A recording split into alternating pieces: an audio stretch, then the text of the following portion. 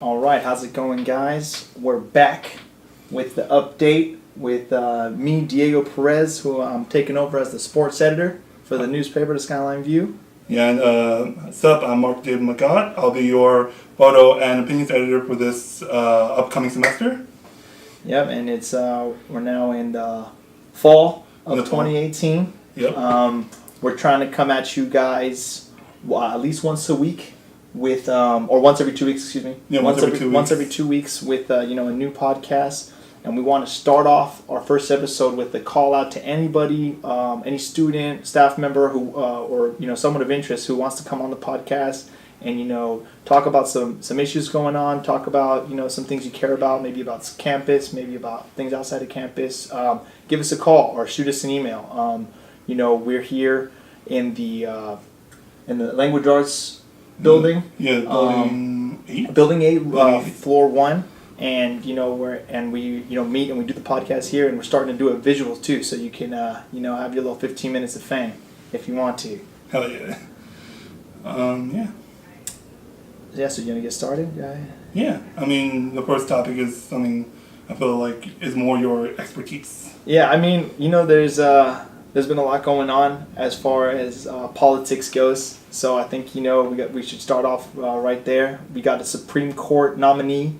Justice nominee in Brett Kavanaugh, who recently had his confirmation hearings with the Senate, and he is one of the most controversial nominees in history to the Supreme Court.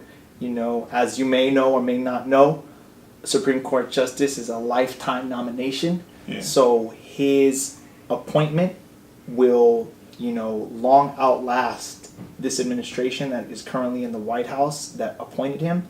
And the amount of influence that he could potentially have is really, really, tremendous. It's outstanding, the amount of influence he could have. So it's super important that he is held accountable and he is, properly vetted to see if he is actually, fit to serve on this very, very high court, the highest court that we have, in our country. Yeah. And now for anyone who doesn't know that much about the situation or is not really caught up with the situation, why is he such a rather controversial nominee? Well, basically, every time that there has been a new appointment to the Supreme Court, there's been a document release of what the judge had ruled on in the past. As their time as a judge, but even beyond that, before, basically since they entered, the legal field. And almost every Supreme Court nominee up until this point has released 90% or more of their documents prior to their appointment. Brett Kavanaugh has released less than 10% of his documents to the Judicial Committee and less than 4% of the documents to the public. So this is very skeptical to a lot of people on Senate, to a lot of the people in the public, because a lot of the things that are not being released show very clearly his position on very, very controversial and very, very impactful issues on that affect us today, such as abortion, such as race, such as the views of the executive branch, and how much power it has. So basically, the reason why that there has been a struggle to get these document releases because Brett Kavanaugh was a secretary to the president during the George W. Bush campaign. So a lot of his documents were given executive privilege on not being released and to be kept private. And so a lot of the senators on the Judicial Committee, who it is their job to find out what this nominee is all about, feel that they can't properly do their job because they don't have the documents to tell them about the justice, the nominee, holistically. Yeah. And it's a big issue, and you should care. Yeah. And it's hard to follow, and there's a lot of rigmarole, but I hope that gives you a quick preview. Yeah. Sorry, I'm not really into that much into politics that much, but I'm trying to dip my toes into it. Yeah. And it's totally okay. I'm not saying everybody needs to be totally informed about politics, but there is certain points in politics, with elections and stuff like that, that every single person should feel the need to, have a duty as a citizen. You know what I Yes. mean? And a Supreme Court nomination, there's not much that a regular person can do once the executive branch has already been decided, which happened in 2016. We elected the Donald Trump administration, and they appointed Brett Kavanaugh. So, Yeah. now it is, at least the least you can do is, try to stay informed, as best as you can, and just keep up, because, if this nominee gets appointed and starts making, decisions on the Supreme Court bench, you will see changes in your everyday life. You Yeah. know what I mean? The Supreme Court decisions affect laws and things that affect every single person in this country, whether you want to accept it or believe it or not. It's Yeah. just the fact of the matter. Yes. Staying on that note, but moving on a little bit, we saw in the past, I think it was 2 weeks ago, we had a Boston Globe and a lot of other newspapers put out an editorial, kind of not backfiring, but responding to Trump's consistent criticism of journalism. Yep. And you could obviously see why this holds a dear place in my heart. Same here. Man. As a person who is pursuing a career in journalism and who fights and really values the truth, I think this is something that is very, very important to address. Yeah. I mean, even for a person not pursuing that field, it's kind of, I don't get why he's kind of attacking people who just want to inform the public. Yeah, like that's pretty much what a journalist's job is supposed to be, just to inform the public about what's really going on. And he's somehow finding a way to, not make that like he's trying to make that invalid and make that not like a good thing. I don't really understand why or how he could do that. And it's true what you're saying, and also it's not new for a president to have a sort of adversarial relationship with the press. You know what I mean? Many presidents, many administrations in the past had been criticized heavily by the media and have responded in ways that were also, considered a little bit, nothing compared to what Trump is doing. But people were kind of like, man, he's really going tough on journalists, and that's okay. I'm not trying to sit here and say that journalists should be able to say whatever they want about people in power and no one says anything to them about it. That's not what I'm saying. Everybody has a right to defend themselves against the media.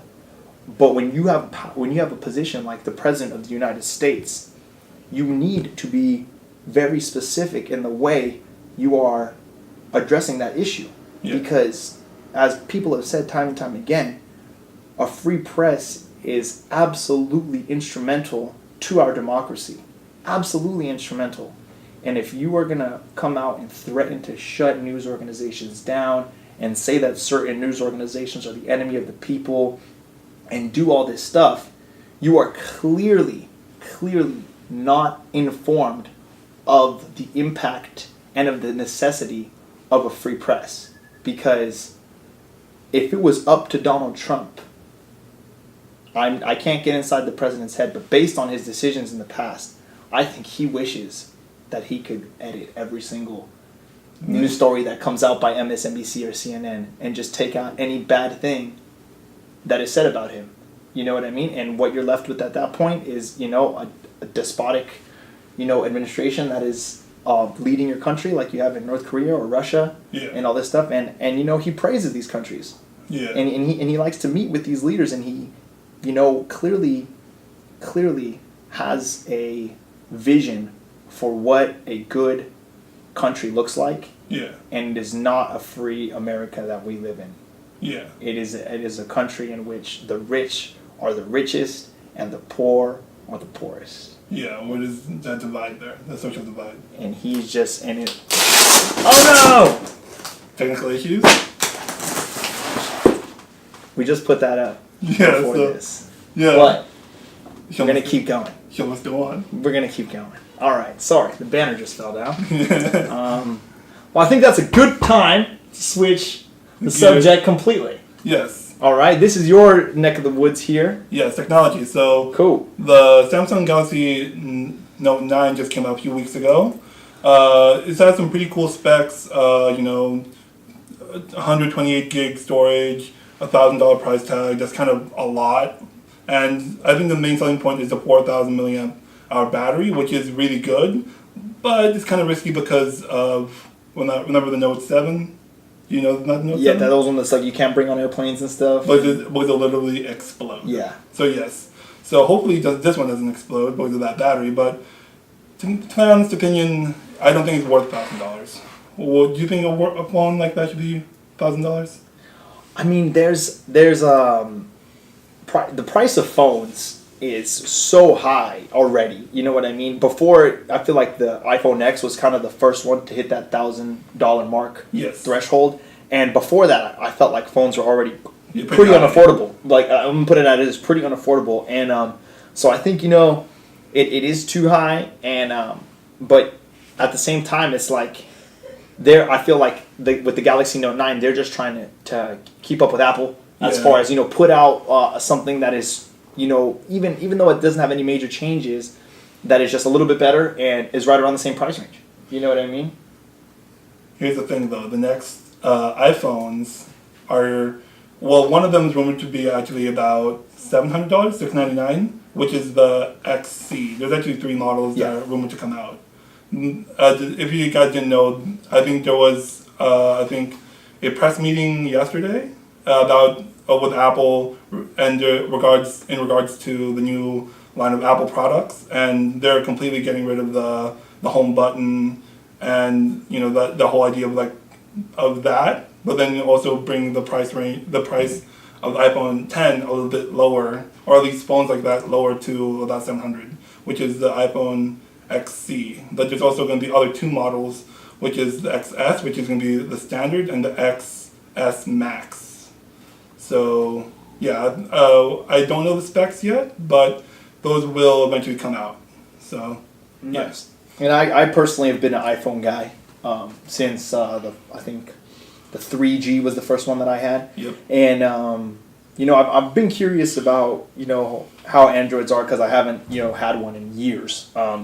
But at the same time, I'm in the market for a new phone right now. I got cracks on my screen. Yeah. And it's starting to slow down. I got the 6S right now. Yep. And I'm kind of in this kind of limbo where I definitely feel like I'm kind of tied to the iPhone with all the iMessage I use and the group chats I'm in and stuff like that. But at the same time, I feel like there's a lot of things with iPhones that I've kind of been sick of that have been recurring issues. Yeah. So and what I mean by that is like battery life, durability, stuff like that. So I'm definitely going to put some more research into the Note 9, see what that's about. But to be honest with you, I'll probably end up going for the new iPhone, probably the X, probably the XS, whichever one has a good camera. Because I'm trying to maybe possibly shoot some of my stories with my phone. If you're looking for a good camera, the Pixel line, the Google Pixel line, is really good. Is that a good camera? They have a really good. It's not very versatile, but the post processing is very good. Like it'll make your images look really nice. Okay. Speaking of phones, there's actually a pretty cheap phone that has a mid-range, like mid-tier kind of specs, which is the Poco phone F1, which is pretty good and actually really shockingly good. It's actually it's only just about $200-$300.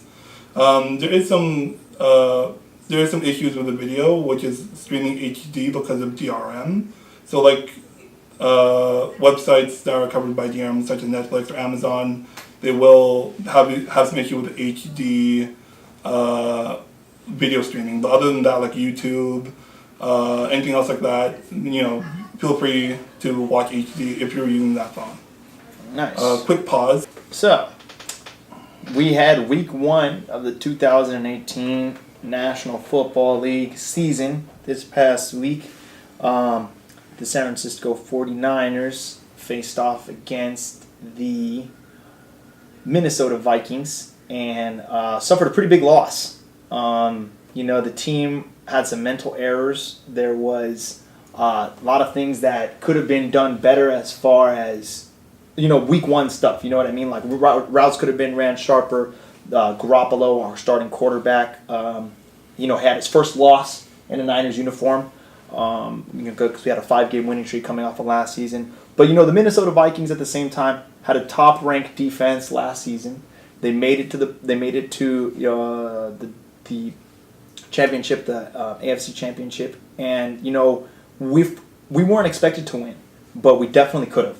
And if we would have executed in the fourth quarter and taken this game away from the Vikings, it would have set a huge tone for the whole season for the Niners. And there was also league-wide, it was the kind of first time we were getting to look at the new helmet rule, and where any helmet contact, any tackle that is initiated with helmet contact to the other player would be considered a personal foul, and which is a 15-yard penalty.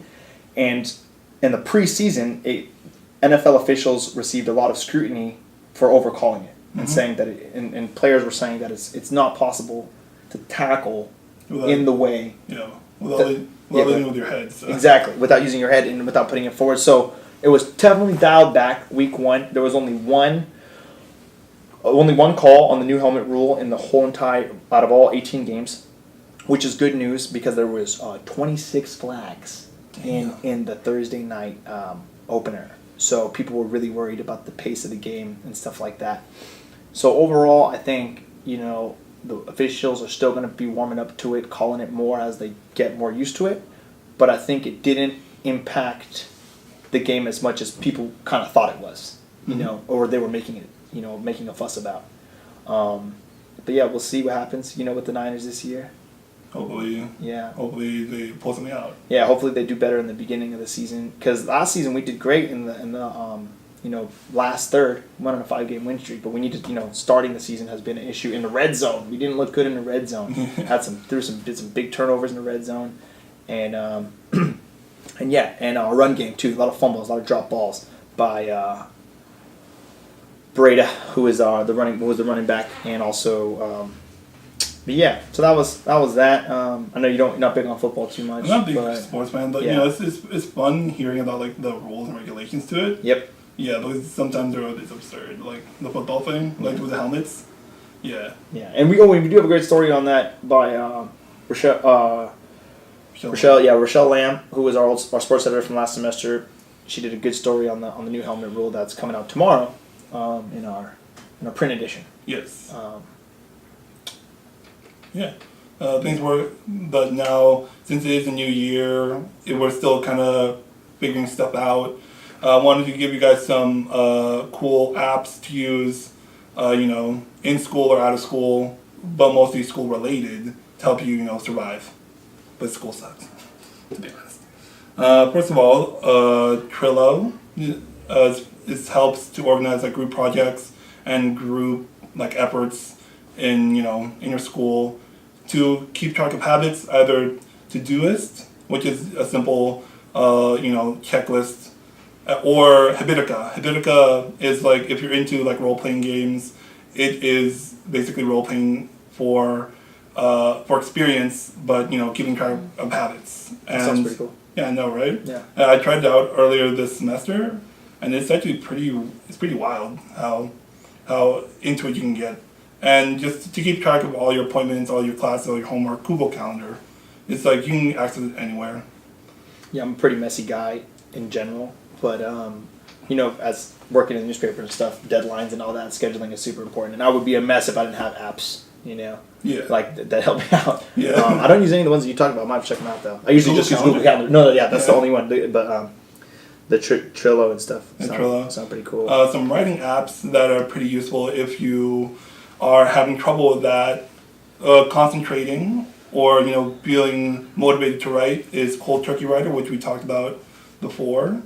Did you try it or not? I think I only did it for one. I had a long paper due. It was last semester. It was a final paper. Yeah. And I was just being super distracted, at my house, and I was like, let me try this out, And so I did pop it on, and it helped. It helped for sure. I just had some classical music going. Yeah. And then everything stopped working on my computer, and I just typed it out. Yeah. It's that one. It's that one, right? Yeah. It shuts everything off. Yeah. Yeah. That's the one. The Cold Turkey. That's the one I use. Yeah. Yeah, but if you don't like shutting down your pretty much all your computer equipment and doing all that stuff, if you want to just be, what's the word, like less extreme. Yeah, less extreme, but also like if for that app to give you something, like if written kitten. It gives every 100 words, like a certain amount of words, to give you a picture of a kitten. So that's pretty nice. Yeah, definitely. Yeah, writtenkitten.com. Yeah, that sounds like a good Yeah. boost, a moral boost for when you're writing a long paper. Yeah, who wouldn't want to watch or see cats? Exactly. Yeah, some artistic software if you guys are into that type of stuff. DaVinci Resolve is free. That's a free video editing software. I use it all the time. You have pretty much everything you need, like color correction, organization, actual editing is really good. For the price, which is free, I cannot recommend enough. Photoscape X. I know on Windows 10 it is free, but I heard it's also on Mac, but I don't know if it's free on that, but it's like cheap. It's like $30-$40. It's like photo editing software. So yeah. Unity if you like 3D rendering or creating video games, and Audacity, which is what we're recording our vocals. Yes. Our vocals for our podcast right now. So yeah. Shout out Audacity. Audacity, you are the bomb. All right, and video games. I love video games. I play them all the time. I play PS4. Especially for now, because you can't just all study. You just need to some time to chill, so you don't want to no rip doubt. your hair out. And there's a lot of good games that have been coming out recently. We got first and foremost, it's not on our list, but we got to talk about it. We got Spider-Man. Spider-Man came out. I know Mark is a huge superhero guy. I can't play it. It's a PS4 exclusive. Exactly. I haven't bought it yet, but I heard most of my friends have it, and they've told me it is a blast. I went over to one of my friend's house and watched him play it for a quick second before we headed out, and it looked awesome. The graphics looked really good. I will make sure that I buy it and play it before our next podcast, so that I could give you guys a little, just update on how that's going. But hopefully you have bought it by then too, because it's a must play from what I've been hearing. Yes, I heard the story is actually really good, even for comic books. Yep. So yeah, so it's a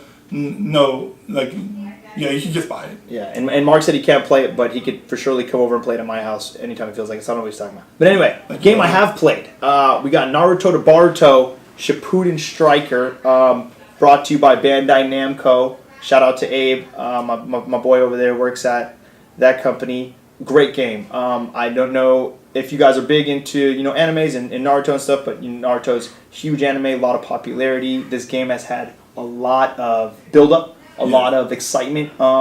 People have been waiting for it, and I have it. It's a great game. They really let you get into creating a character and making it how you want. You get an option of archetypes. So you got attacker, defender, range, and a healer. Those are the four, and you can build them simultaneously. So it's not like you have to work on one and then level them all up and then start over with. It's kind of like a party thing, No. It's like yes, you can definitely get in a party with your friends. But as far as that goes, you have a player, but within that player you can have. You can change between a range player, an attack player, a heal player, and an attacker. So if I'm playing with you and a couple other friends, and let's say we have no attacker, I can go and switch to my attacker. Okay. But if we're playing with a whole bunch of people who are defense and healers, or then I can go and play a range. You see what I'm saying? So you're not tied to the archetype. Yeah. You can switch. Yeah, I like that. Yeah. So it's really cool. They got some cool weapons in there. Again. Graphics are nice, mechanics are nice, online play is really good. I have in the past I've had some trouble with connection at my house with certain games, especially games like that have a lot of input from each player, but it's been really smooth. So I highly recommend it if you're into fighting games and like the Naruto series or Boruto series. Yeah. Well, yes. Oh, and the next game on that list is actually a game I played. Have you played Overcooked? I have not. Overcooked 2 is a really great game if you just want to have some friends over, or you just want to hang out with your friends, not even physically now, because they have an online component. So now you just cook with your friends, and it's wild. You're cooking on a river in a construction site. It just gets crazy. One of them, you're in a balloon and you crash into a sushi restaurant, and you come from making salad in a balloon to making salad and sushi in this. So it just gets wild. And just like not even scratching the surface how wild this game will get. So it keeps you on your toes, and it's just fun to just scream at your friends about like vegetables. Yeah, that sounds like a good time. A game that I've played with my friends. It's not a new game, but it recently went on sale on the PlayStation Network store. Yeah. For PS Plus players, it was on sale for I think $6. Is Monopoly Oh, Monopoly. by Ubisoft, and I know obviously brick and mortar. It's a real life game that you can play with your friends, and obviously have them all come over to your house and play. But I got friends who live far away. People are busy. And I love Monopoly, and so do my friends. So we've all been hopping online, playing the PlayStation version of Monopoly, and it's been a blast. It's just as competitive. If you're in a party and you can hear them talking, you know what I mean? The deals and negotiations are just as intense. The only thing is you don't got to worry about someone flipping the board over if you hit them with the $1,400 rent or something. But yeah, so Monopoly by by Ubisoft. Good one. I love Monopoly, but every time I play Monopoly, like you said, I want to just throw the board across the room, just run to my own room and just sit there. And, yeah. Unless you're the rich one. Unless you're the rich one. Unless you're the one collecting. If I'm the one collecting, then I'm just gonna be like, gimme. Yep. And you feel the same way on the online version. So definitely big suggestion for that one. Some extra apps. StudentRate.com. If you are looking to buy stuff for school, or maybe not even in school, maybe just some stuff for your dorm, they can offer you some really good deals. So check out StudentRates.com or StudentRate.com. Also, Rate My Professor. Rate My Professor is really, really good. I can't tell you enough. This has saved me so many times from choosing a bad professor. I must say I definitely use Rate My Professor, but I have never let a bad Rate My Professor score stop me from enrolling in the class. And let me tell you why. A lot of people on Rate My Professor are students who have taken the class, but a lot of times they're the person who was expecting to do nothing. And I'm not that kind of person, you know what I mean? And I totally get it I'm not saying anything against those people. I'm just saying, just know that that's what it is. On Rate My Professor, it's usually the people, I was in a class that had a 4.9 homework rating. Mm-hmm. I did homework once a week max, and the homework was not that bad is my point. Yeah. But in general, it's good, it's informative, you can use it as reference, but don't be too scared if professor doesn't have that, has an ideal rating that you're looking for. Yeah, don't take it as the holy grail thing. Just take it into account. Yes. Yeah, and the last thing is your school's website, and ours is skylinecollege.edu. So just check that out. Check out the events, some clubs that we have, even links to our athletics program, and there's also a link to the Skyline View, right? Yes, there is. Awesome. Yes, there is, which we highly suggest you go check out. A lot of good stories on there, written by our staff that me and Mark are both a part of, and just comment on that on the skylinecollege.edu. There's a lot of good stuff about events going on campus that you can find on the calendar there, and I use it all the time because I'm covering events, for the paper and stuff. But a lot of people in community college kind of get caught in that loop of go to school, get my work done, go home, come back, same thing over and over again. Come in, get out, exactly like you said. I know it's cold, it's foggy, you want to get to the car quick, but there is a lot of stuff that our campus holds and hosts every semester that are angled and are totally put on for the students to help them to push them forward, and we try to get them out in the paper so more people can know about them. But you're doing your part as well, checking out the website, checking out our website and the school's website, does a lot, and I'm sure you'll find at least one thing that you think is either interesting or could potentially help you out. Yeah. Is there anything else? No, that wraps it up. Yeah, and this was the first video recorded version of the update. So now it's a podcast and webisode. Yeah. All right. So check us out. Yeah. See ya. See you in a couple weeks. Awesome, man. Finally got it done, bro. I know, right? We would do this.